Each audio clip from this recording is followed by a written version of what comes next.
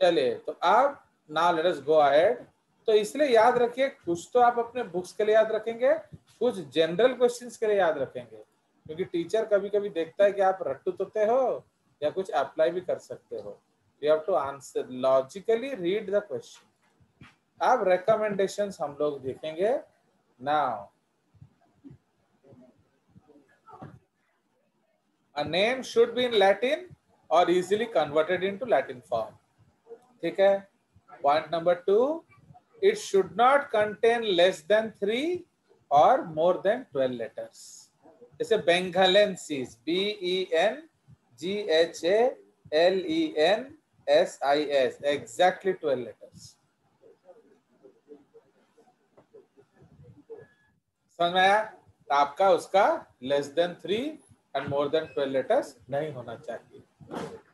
A name should be easy to pronounce. Okay, मैंने उस pronunciation में ज्यादा प्रॉब्लम नहीं आना चाहिए. It should be preferably describe some characteristics of the organism. तो जैसे हमने बेंगलेंसिस बोला, मतलब क्या है? वो बंगाल का है. उस तरह से कुछ न कुछ कैरेक्टर वो नाम होता ना चाहिए. Rosa indica, what do you mean? It is from India. Okay. Next. उसके बाद a name should not be derived from 2 languages. Okay, it should be derived from only 1 language. A name should not be frivolous, मतलब ऐसे ही मस्ती से ना दे दो, उसके पीछे कोई ना कोई आधार होना चाहिए. Now, what are the advantages of scientific names? All organisms. हाँ बोलो सर. 5th पॉइंट एक बार फिर से समझाएंगे? हाँ, जैसे जैसे पहले कुछ नाम होते थे 2 अलग अलग अल्फाबेट से यूज होते थे, तो ऐसा नहीं. जैसे आप लैटिनाइज कर रहे हो, ओके, जैसे वो उन्होंने क्या किया, कैरोलस लिनेयस किया, वो कार्ल वॉन लिनेयस कर सकते थे, है कि नहीं? तो you could have done like that, तो but he did not do. तो उन्होंने बिल्कुल क्या किया, उन्होंने अलग अलग नाम को एक ही वर्ड से लैंग्वेज से डिराइव किया. Okay, so that is why in this case you cannot use more than 1 language.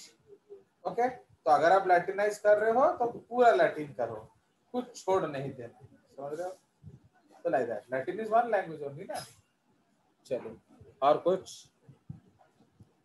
Now advantage of scientific names क्या है? दैट एक तो वो क्लासिफिकेशन में आपको मदद कर देता है. Second point, a newly discovered organism can be named. कोई भी नाम कर सकता है रूल्स को फॉलो करके. An incorrect or inappropriate name can be corrected.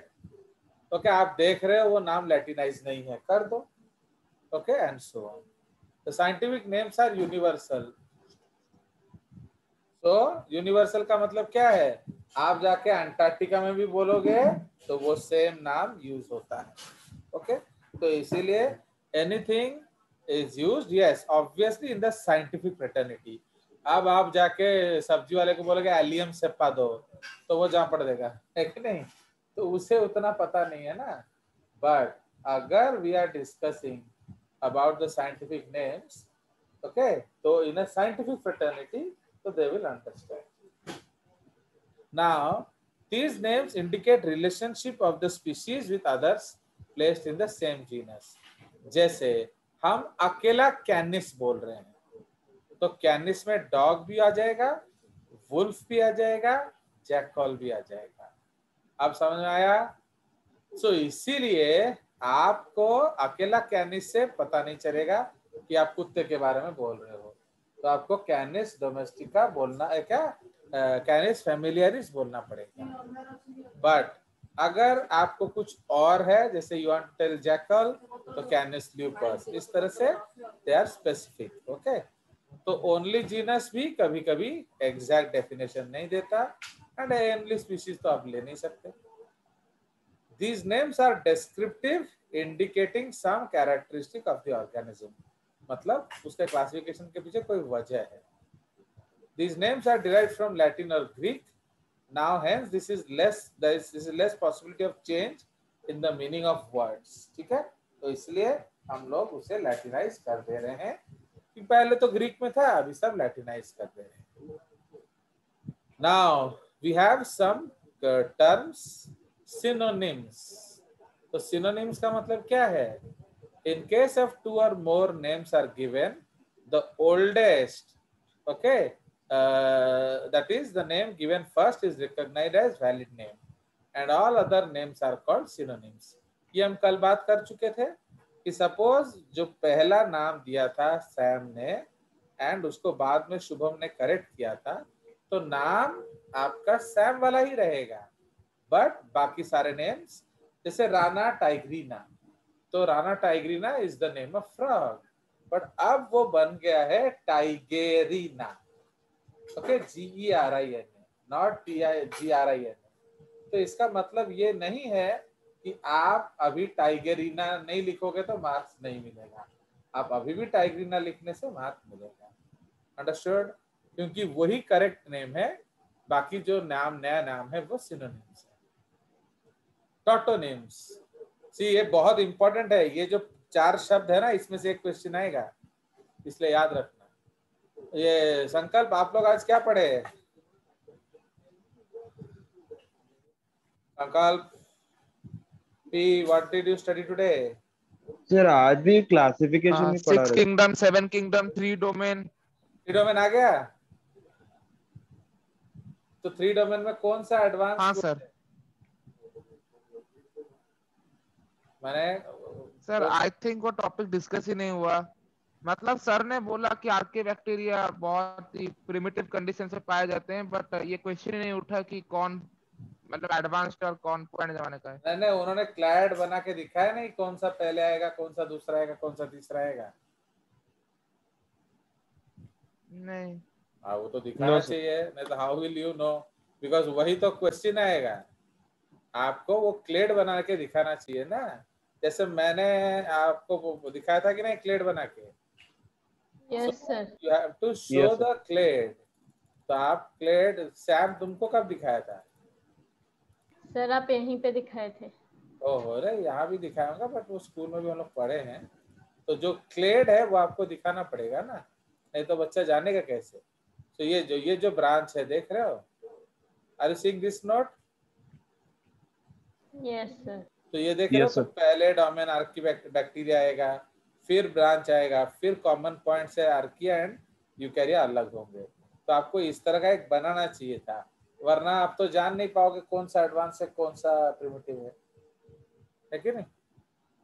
So like that you should have seen those things. चलो ठीक है। एंड 7 किंगडम और 3 डोमेन और क्या क्या हो गया? वायरस स्टार्ट हो गया? आई थिंक नेक्स्ट क्लास से शुरू होगा, मतलब रियल टैक्सोनॉमी। चलिए ठीक चैप्टर है। 2। सो एक्चुअली वही चीज हम लोग यहाँ भी डिस्कस कर रहे हैं बेसिकली, है कि नहीं। तो we are discussing the same thing. तो एक्चुअली ये जो टॉटोनिम सिनोनिम में सब कुछ नहीं बताया, तो या तो आपको बताना पड़ेगा। नोट्स में दिया सर ने, नोट्स दिया उसमें लिखा है, बट आई थिंक उन्होंने स्पेशली कुछ नहीं बताया। वो नोट क्या दिए? उनके नोट्स में था, लेकिन प्रिंटेड ना रिटन? है रिटन, पीडीएफ सर। ओके चलो ठीक सर है। प्रिंटेड। चलो, तो ये जो सिनोनिम्स हैं, तो ये समझना, टॉटोनिम्स का मतलब क्या है? When generic and specific name are same, like rattus rattus, gorilla gorilla. Okay, तो जब दोनों नाम सेम है तो उसको टॉटोनिम्स बोला जाता है। तो बॉटनी में टॉटोनिम्स यूज नहीं होता, इसलिए रोजा रोजा ऐसा कभी भी नाम नहीं आएगा। अंडरस्टूड? उसके बाद है ऑटोनिम्स, व्हेन स्पीशीज, बिकॉज ये बहुत इंपॉर्टेंट है, आप जब आकाश का टेस्ट दोगे ये सब आएगा। तो ऑटोनिम्स, तो when species and sub species of our variety names are same, जैसे corvus splendens splendens, homo sapiens sapiens, तो वो क्या है? वो ऑटोनिम आ जाएगा। ओके, होमोनिम्स, वन नेम और of for 2 different plants. Okay, तो ये जनरली रेयर है क्योंकि आजकल ये अलाउड नहीं है, बट अगर है तो पुराना कोई नाम रखा पड़ा है, तो जैसे प्रूनस डुल्सी, ये आलमंड का भी नाम है एंड प्लम का भी नाम है।